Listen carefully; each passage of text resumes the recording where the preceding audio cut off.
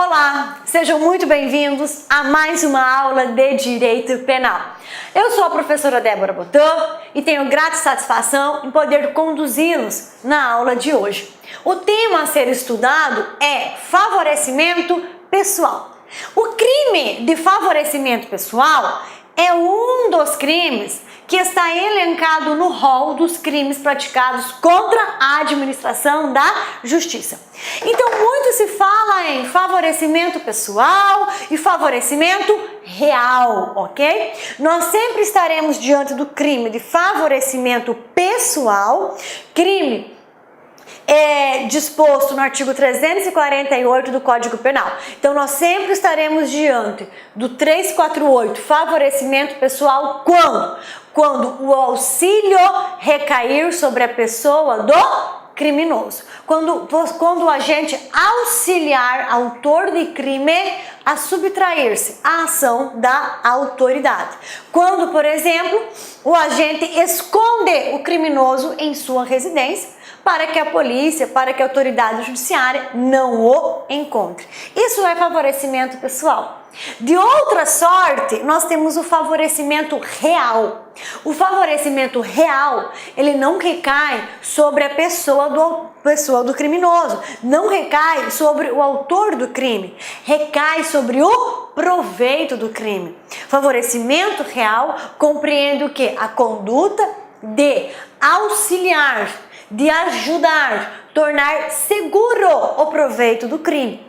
Então, olha só, vamos trabalhar dois exemplos que vai diferenciar muito bem favorecimento real e favorecimento pessoal. O favorecimento pessoal, a conduta recai diretamente sobre o autor do crime. Então, ou seja, pratica este crime de favorecimento pessoal, todo aquele que auxilia o autor do crime, tá, a subtrair-se à ação da autoridade pública.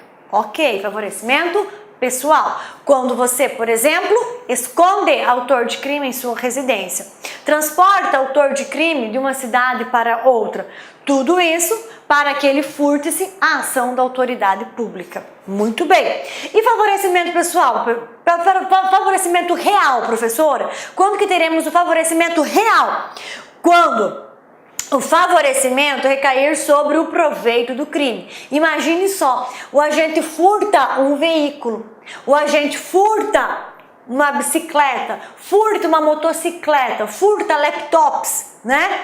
E aí chega até você e fala, guarda este produto de crime para mim, para eu torná-lo seguro, que se estiver comigo, vão pegar, vão prender e eu vou perder. Então, quando o agente cede uma garagem, quando o agente cede a garagem da sua residência para guardar, para permitir que ali seja guardado, seja recolhido um veículo, objeto de furto, objeto de roubo, está caracterizado o crime de favorecimento real, tá? Então não há como confundirmos favorecimento pessoal com favorecimento real.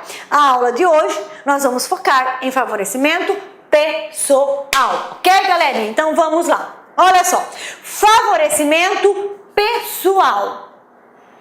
Vamos lá? Muito bem. Favorecimento pessoal. Favorecer implica em quê? Favorecer é o mesmo que auxiliar. Favorecer é o mesmo que ajudar. Beleza. Então, favorecimento nos remete a auxílio, tá? Auxílio para quê, professora? Favorecer o autor de crime a quê? Então, esse favorecimento pessoal, este crime, implica no auxílio ao autor de crime, auxílio ao autor de crime. Para quê? Para que este subtraia-se da ação de autoridade pública. Então, o crime de favorecimento pessoal representa o quê? O auxílio ao autor de crime, para que este subtraia-se à ação da autoridade pública. Pura e simplesmente isso que é o tipo penal que estamos estudando agora. Muito simples de ser compreendido. Olha a leitura que nós fazemos, uma leitura um pouco atravessada do artigo, mas que faz com que fixemos bem o conceito. Olha só, favorecimento pessoal, auxiliar, aí desce, auxiliar autor de crime. Auxiliar autor de crime a quê? A subtrair-se à ação de autoridade pública, ok? Esse é o crime de favorecimento pessoal. Algumas pessoas, tá? Estão o quê? Isentas de pena. Algumas pessoas, em que pese, né, praticarem este crime, elas não recebem pena. Quando? Quando o cônjuge, ascendente, irmão ou descendente auxiliar autor de crime. Então, sempre que o autor do crime, sempre que o autor de crime for cônjuge, ascendente, irmão ou descendente daquele que lhe favorece, este que lhe favorece, em que pese teoricamente praticar este crime, resta o quê? Isento de pena. Resta isento de pena. Olha só o parágrafo 2º. Se quem presta o auxílio é ascendente, descendente, cônjuge ou irmão do criminoso, fica o quê? Isento de pena. Fica isento de pena. Então, sempre que o autor de crime for favorecido pessoalmente por cônjuge, ascendente, irmão e ascendente, essas pessoas ficam isentas de pena, tá? É o nosso famoso CAD, é o nosso famoso CAD. Então, sempre que um dos CAD, né?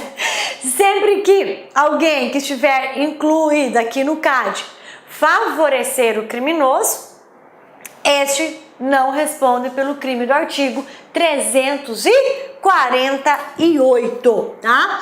Agora nós já vamos detalhar melhor isso, tá? Vamos só fazer a leitura do artigo e aí eu quero trabalhar um pouquinho esse CAD com vocês, ok? Vamos lá então. Auxiliar a subtrair-se à ação da autoridade pública, autor de crime, a que é cominada pena de reclusão. É detenção de 1 a 6 meses e multa. Então, detenção de 1 a 6 meses e multa. Parágrafo 1º. Se ao crime não é cominada pena de reclusão, pena, detenção de 15 dias a 3 meses. Se a pena não é cominada, se não é combinado pena de reclusão, por óbvio, né? Significa o quê? Se a pena do crime que o autor praticou for de detenção, responde pelo crime de favorecimento pessoal, né? Aquele que prestou o auxílio, uma pena de detenção de 15 dias a 3 meses, ok? É muita informação que tem aqui no caput. Como é muita informação, nós vamos trabalhar aqui na tela. Olha só que legal, então. Então, nós temos o CAD, cônjuge, ascendente, descendente e irmão, ok? Esse é o nosso famoso CAD, cônjuge, ascendente, descendente e irmão. Imagine que nós temos um autor de crime, né? Então, nós temos um autor de crime. Esse autor, ele pode praticar um crime cuja pena seja de reclusão. Ou ele pode praticar um crime cuja pena seja de detenção. Então, olha só que legal. Aqui eu tenho o autor de crime, né? Esse autor de crime não é filho de chocadeira, não é verdade?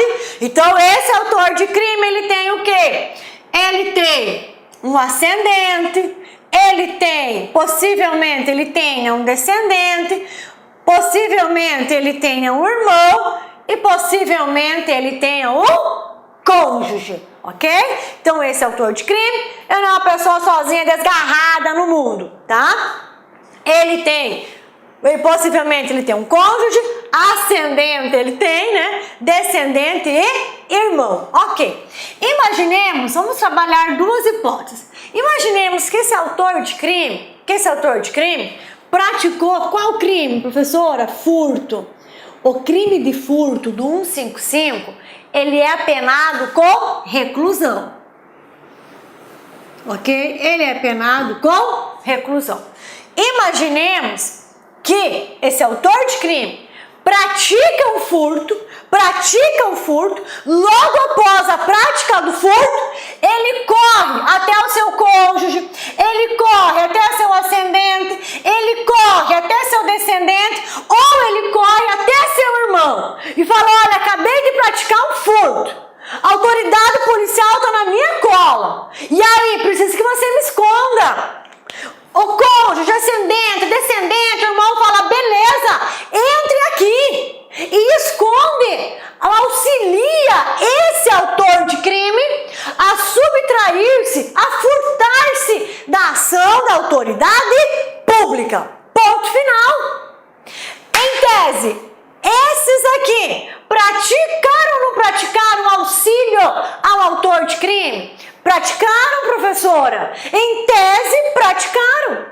Mas eles vão responder por este crime? Vão receber condenação por este crime? Não. Eles são isentos de pena.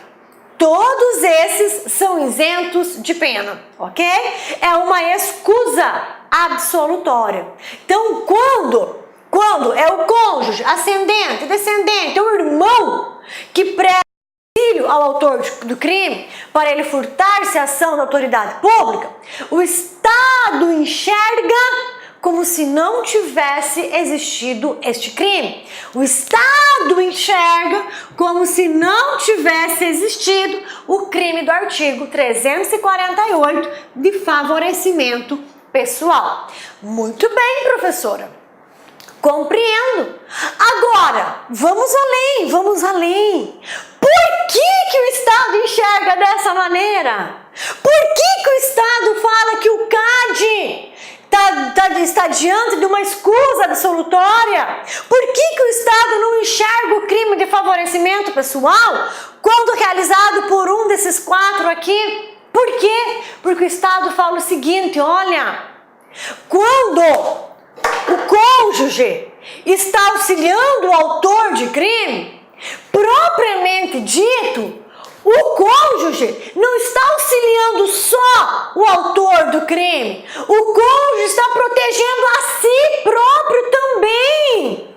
Por quê? Porque os marido e mulher, né? Esposa, eles são o quê? Eles não são dois apartados, eles são um. Quando um sofre, o outro sofre. Quando é prejudicado, o outro também. Ou seja, eles são uma base.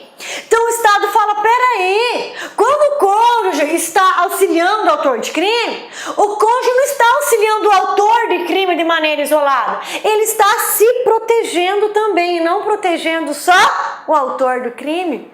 É a mesma coisa um pai, uma mãe que auxilia o filho a furtar-se da ação da autoridade pública. Mesma coisa o filho, né? A filha que auxilia o pai a furtar-se da ação da autoridade. E a mesma coisa o irmão. Então, quando essas pessoas auxiliam o autor de crime a furtar-se da ação da justiça, o Estado compreende que elas não estão auxiliando somente o autor de crime, não. Elas estão também o que? Se protegendo. Elas também estão se favorecendo. Então, diante disso, sobre essas pessoas aqui recai a escusa absolutória. Sobre essas pessoas recai a escusa absolutória. Agora, uma informação muito importante, uma observação, na verdade, né? Uma observação muito importante.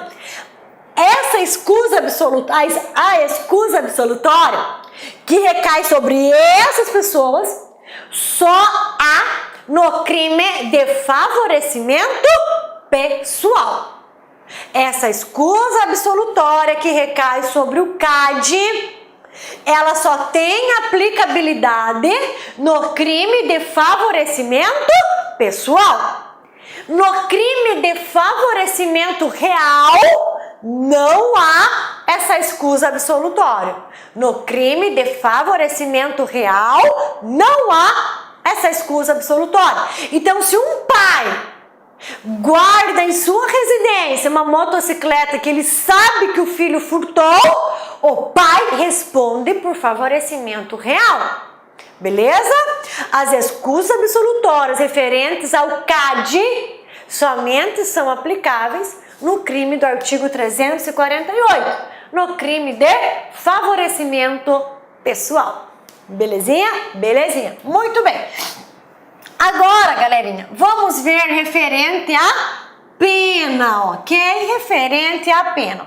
Ali eu dei um exemplo. Vamos trazer para cá agora, tá? Autor de crime, a escusa absolutória, o CAD, já foi vencida, né? Já foi vencida. Muito bem. Esse autor de crime, ele pode praticar um crime, o crime que ele praticou pode ser, por exemplo, furto, 155. O furto, ele traz uma pena de reclusão. E o furto de coisa comum, do 156, traz uma pena para este crime de detenção, ok? Então, furto, pena de reclusão. Furto de coisa comum, pena de detenção. Imagine que o colega de trabalho, Olá, meus amigos! E aí, gostou da aula do professor, grande professor, professor top de linha aqui do LAC Concurso? Aliás, aqui no LAC Concurso nós só temos professores top de linha.